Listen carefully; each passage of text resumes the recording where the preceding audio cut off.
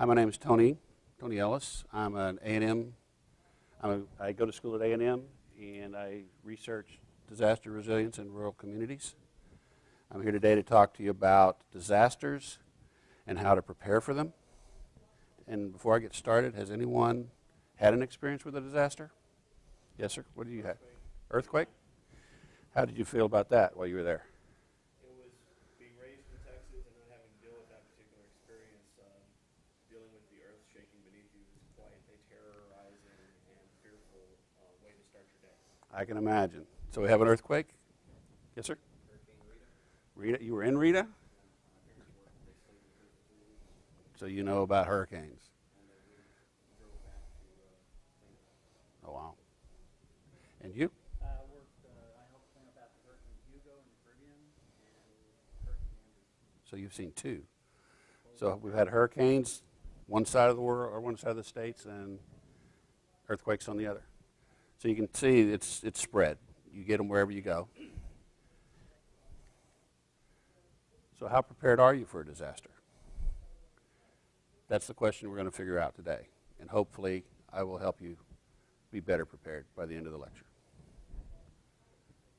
As it says, disasters happen. Nothing you're going to do about them. You can't stop them. So you need to be prepared. Here's some stats for you. As you can see, the numbers are relatively high. This is the United States now. And keep in mind that the disasters are declared by FEMA. So just because something happens doesn't necessarily mean it's a disaster. But still, the numbers are pretty high. So they happen. There's nothing you can do about it. To bring it a little closer to home, these are the stats from Bastrop. They actually had 2 fatalities. There was nearly 1,700 homes damaged. And look at the cost. The cost is huge. $325 million in damage. That's huge. So, we have resources to help us in a disaster. Can anybody think of any? Who might come to help you? Local fire department. What do y'all mind writing on the board so we can get a list? Any one of you guys on that side? Since it's on that side of the room. Thank you. So you said fire department? Sure. Fire would be 1. Anything else? EMS? That's 2. Those are the 2 biggies that you'll expect. Police department, they come and help. So we got fire, EMS, police. I guess eventually you'll have FEMA and the military or somebody, government. FEMA, military, National Guard. That's a good one, yeah. Anything else? Those are the biggies. You get a lot of, I imagine you have churches and local groups too. Volunteer organizations, there are some. We'll talk a little bit at the very end. I'll give you some organizations you can get involved with. So these are the biggies, though. These are the ones that folks mostly expect to show up. You expect fire department to be there in a matter of minutes. You expect EMS. If you call for an ambulance, you expect them to come.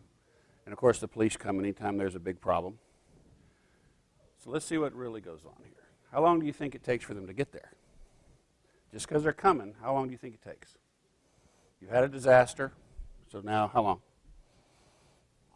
I always expect, I just don't even count on it. You just assume they're not going to come at all? Well, I've seen things like Hugo and Andrew. The fact is, it's overwhelms the system.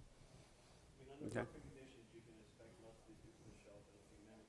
Okay. The average response time for the local police in Austin is supposed to be 4 minutes. 4 minutes, yeah. But that's assuming everything's perfect and natural disaster nothing. Okay. So the idea here is they are going to come, but we're not sure when, and it's probably not going to be as fast as they usually come. So here's what we got from FEMA. Take a look at that. This is a big deal. FEMA says 72 hours. That's 3 days. And then here, this is actually a quote. A 72-hour kit may not be enough. This is a quote directly from the FEMA website right here. So what FEMA's telling you, and they're the feds, that's the Federal Emergency Management Agency, they're telling you it's going to be 3 days. So what does that say? Okay, and for those that you don't know, a bug-out bag is not something I'm actually going to cover, but you can look it up. It's a small kit that you keep, so if something does happen, you throw it in your car and take off. And I'll have some links where you can look that kind of thing up at the end. So keeping that in mind, we talked about delays, or we said they would be delayed, rather. So what are some of the delays that we might experience when getting help? Anybody have any ideas? I'm sorry? Debris. Blocking the roads, debris blocking the roads, that's good. Anything else? Might still be occurring with the hurricane. Absolutely. Look how long Sandy took to get through. Took several days from the time it actually started causing problems out in the ocean all the way through and then out, and then there was still damage after the fact. Absolutely right. Yes, that's true. Earthquakes. Imagine when you saw the earthquakes out in California. One I was in was the one where the upper deck collapsed on the lower deck.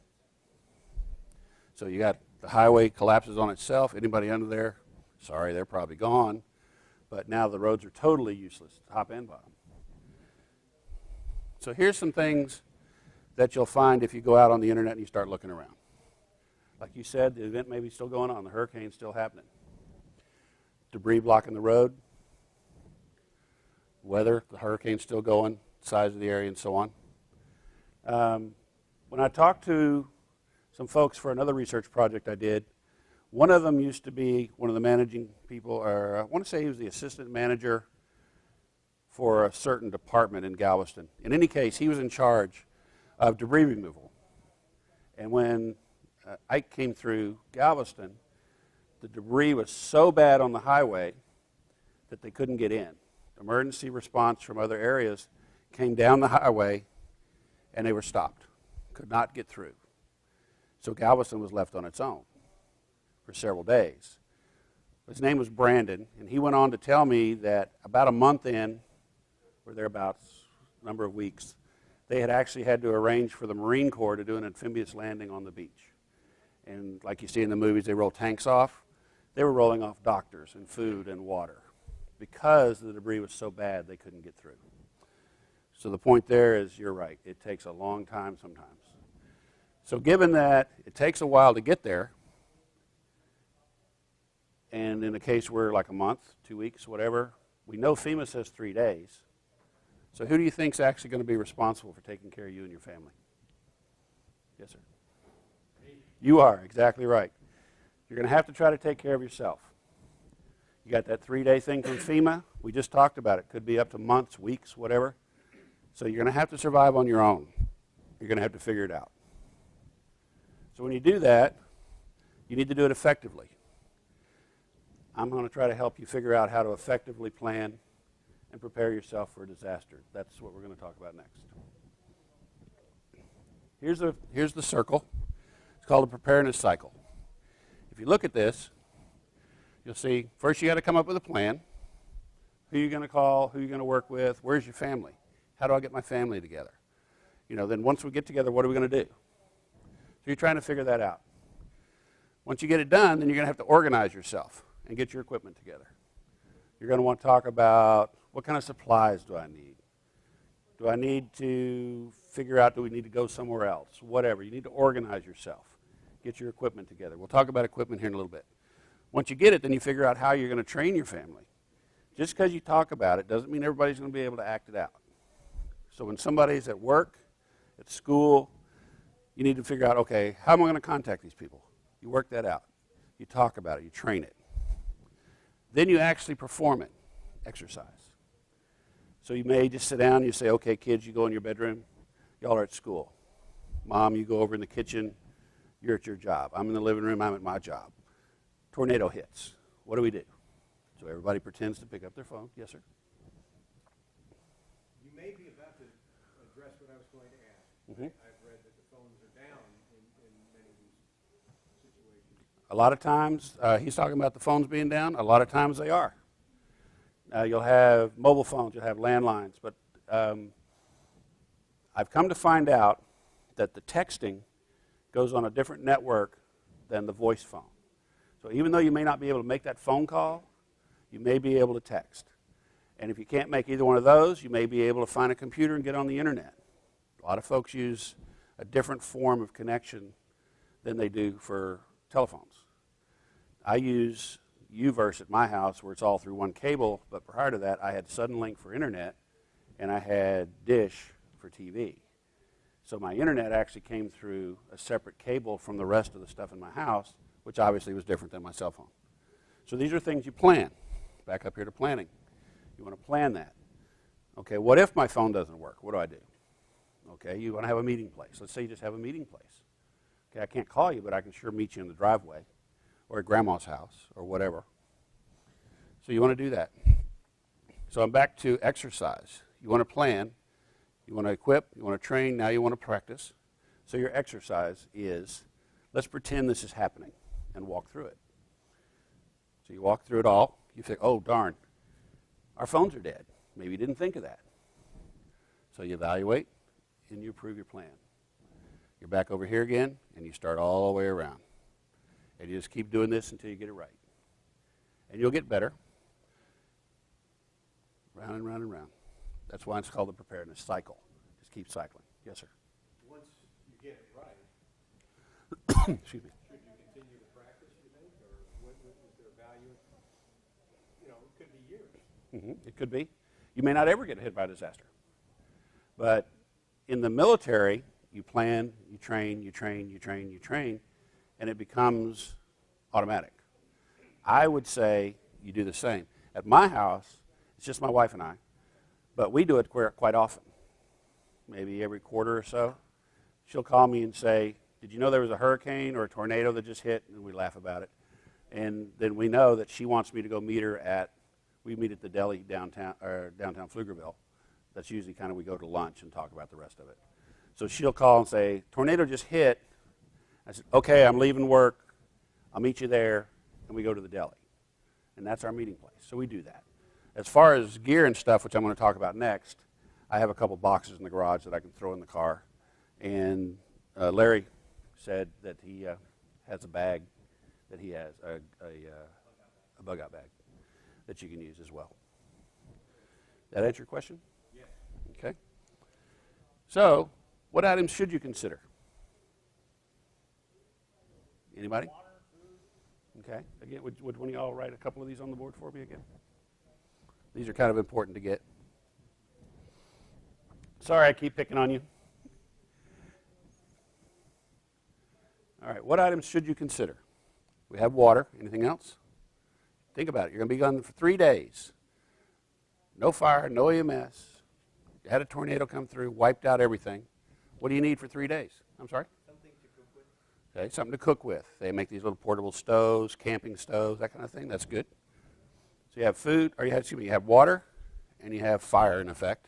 Or food that doesn't require cooking. Food that doesn't require cooking, that's good. Ready-to-eat meals, whatever. If you have canned goods, you need to have a can opener. Don't forget your can opener. Anything else? Clothing. Warm or dry clothing. Yeah, you might be stuck in the hurricane. Right? Making fire your stove could do, or you may need, like you say, make fire. You may have to have a fire, a real fire to stay warm. First aid. Yeah, first aid if you get hurt. Absolutely. First aid. So there's a few good ones. Got food, water, shelter basically, clothing, first aid materials, and a way to cook food. So you're pretty good there. So let's see what the big boys say. If you go out and do your homework, this is what you come up with. Food, water, shelter, the one that folks miss a lot, medications. That's a big one. I'm diabetic myself, so is my wife. It'd be kind of bad if we got stuck for 3 days without our insulin. If you're asthmatic, you need your little puffer thing. Stress is going to be high. What's the chance that you're going to get some kind of asthma attack? It'd be really nice to have your puffer with you. So think about that. Anything else you might want to have? A gun? Okay. And you said? Same. Defend yourself. And not necessarily against bad guys. Yeah, there may be some looting going on, whatever. You may need to protect your family from bad guys. But think about flooding in, say, Louisiana in the swamps. What happens there? Snakes, big snakes. Alligators, all kind of critters. Well, I know right after the big hurricanes like Andrew and stuff, you had a lot of pets and stuff that were just let loose. Pets. So you got roads filled with animals that they don't know you. That's right. And just because he's pet the dog is whatever at home, may not be friendly to neighbors. So let's see what the big boys say. Survival gear, weapons, ammunition. We've kind of got all this. A couple that you missed, kind of important. Cash and your ID.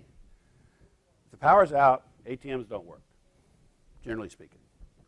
So you need cash to pay for whatever you need. Maybe you need fuel for your truck, whatever. So you need cash. Okay, now you want to go get some help. Or maybe you're outside, looks like you're breaking into the house because there's stuff in the way. You need to pull this stuff off and go through a window. Cops roll up. They say, who are you trying to get into this house? Well, it's really my house. Can you prove that? Well, duh, my wallet's inside. So you need to take that kind of stuff with you too. Pretty straightforward.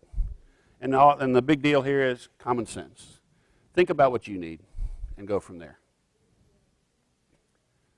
This is a slogan. I'm sorry? I guess in a case like that, it'd be really important to make sure, I mean, if I was playing for disaster, you kind of got me thinking about it now. Mm-hmm. My important papers, like my mortgage papers, stuff like that, you know, I may not need them during the disaster, but I can imagine if I don't have a copy somewhere, it could kind of cause me a lot of headaches. He's talking about mortgage papers, insurance documentation, passports if you're not from the country. Maybe you're a foreigner in the country, so you need your passport. You know, things like that. Identify yourself. Prove that you own the property.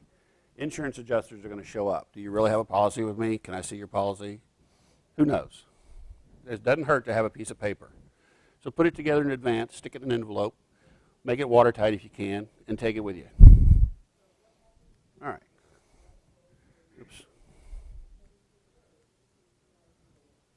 There we go.